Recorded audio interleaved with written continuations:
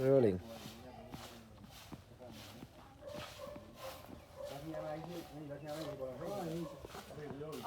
नमस्ते दर्शकवृन्द, यतिखेर म भावीको लेखान्तको सुटिङमा छु। यो क्यारेक्टरमा मैले बढारेको होइन है, यो मेरो घर हो होइन। घर देखाइदियो बाबु, यो मैनाको घर हो। यो मैनाको घर। अब यथार्थ कुरो हजुरहरूलाई थाहा छ, हामी यहाँ सधैँ नबस्ने हुनाले कहिलेकाहीँ सुटिङको बेलामा आउँदा यहाँ फोहोर भएको हुन्छ।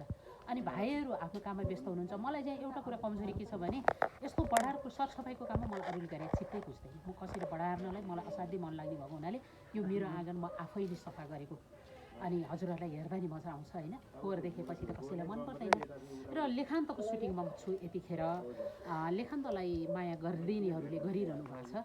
अनि अझै माया कम भयो कि जस्तो लागिरहेछ दर्शकवृन्द।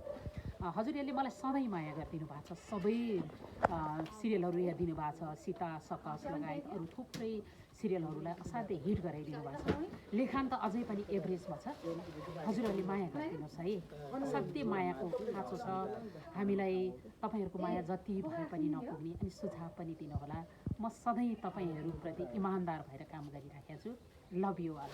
सबैलाई मेरो धेरै धेरै माया।